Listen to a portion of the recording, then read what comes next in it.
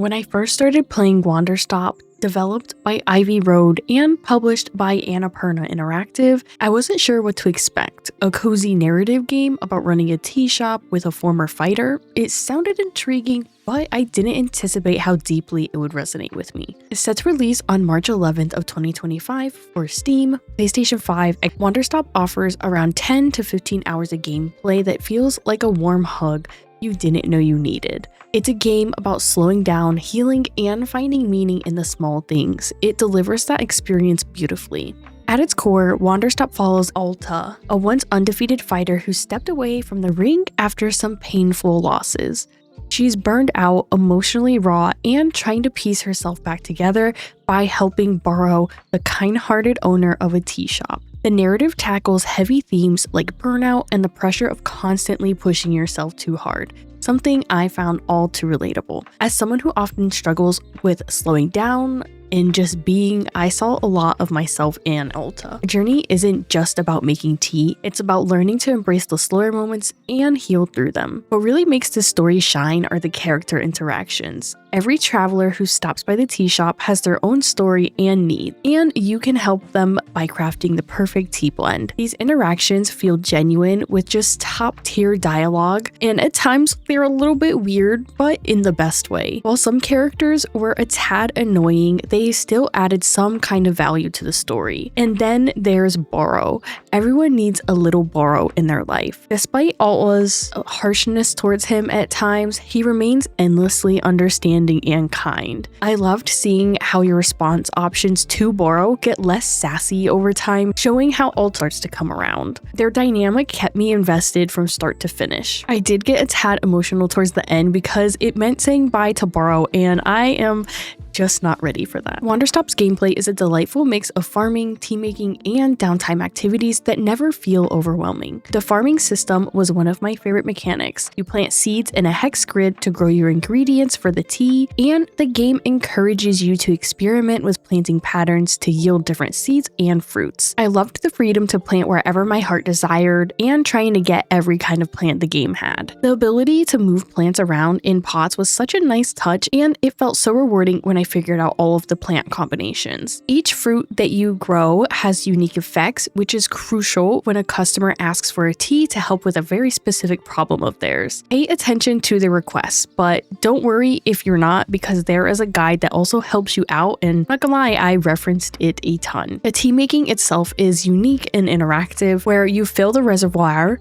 boil it, release it, toss in your ingredients, and don't forget that every tea needs a tea leaf ball. There was even a helpful guide called the Book of Answers if you're stumped on a specific blend of tea that you need to make. The process feels tangible and really satisfying, like you actually are running a tea shop. I love experimenting with special fruits to create really unique blends. I just loved seeing all of their effects. That said, not everything is perfect in this game. The mushroom system, while it was innovative, it could be a tad frustrating. The mushrooms can change your seeds in some pretty cool ways, like altering their color, duplicating them, or even shrinking them, but finding the specific ones I needed turned into a hassle. I ended up just running around after mushrooms, hoping that they would spawn, only to just come up empty-handed half of the time. My advice, plan carefully when you're planting for quests, because a misstep can definitely slow you down way more than the game intends. When you're not brewing tea or tending to plants, there are plenty of little activities to keep you engaged, like delivering missing packages to the mailbox often comes with a cute little thank you note and adorable trinkets. I loved displaying them around the shop, though I wished that some of them stayed after you meditate. I don't want to talk too much about the meditating because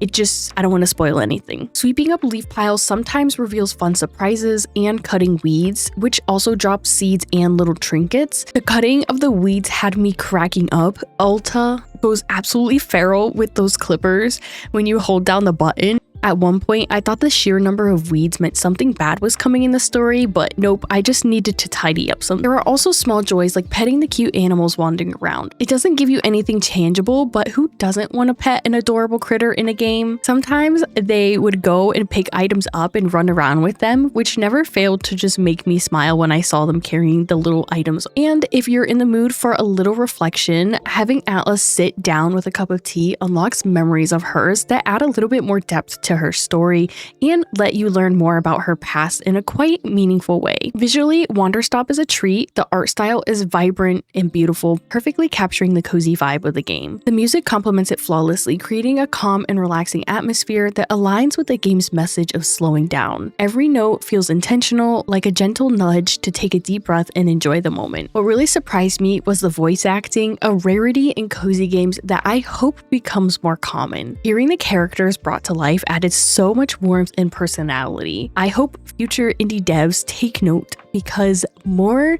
voice acting in cozy games, please. While I adored my time with Wanderstop, it's not without its quirks. Beyond the mushroom foraging, I got slightly annoyed with the limited inventory space at times. I'm a bit of a hoarder and I just want everything in my pockets at all times just for convenience purposes. But you have to keep placing things on shelves or using them. The clicking mechanics could be a tad finicky sometimes. It felt like I needed to be directly on an item to interact with it, like when I am pouring my tea. Plus, you have to be really careful if a character is standing in front of something that you need to pick up, because you'll accidentally keep chatting to them instead of grabbing the item that you need. These were just minor nitpicks though in what otherwise was a beautifully crafted game. Wanderstop is one of those rare games that feels like it was made for a specific kind of person, someone who maybe pushed themselves a little too hard and needs a reminder to slow down and just appreciate the little things. It's not just a game, it's a space for you to heal, reflect, and connect, all while brewing tea and tending to your garden. The story, the characters, and the mechanics come together to create such a heartfelt experience that's as heartwarming as it is meaningful. The pacing was spot on. I was either busy planting new seeds, talking to customers, making tea, or just cleaning the area. The mechanics were in depth without being too much, striking that perfect balance for this game. Now, if you're looking for a cozy game with depth, charm, and a sprinkle of magic, Wanderstop is absolutely worth your time. I cannot wait to hear your thoughts on Wanderstop. Drop a comment down below if you're going to be picking up this game or not. And in the meantime, if you enjoyed this video, don't forget to like and subscribe for more cozy game reviews. And until next time, so happy gaming.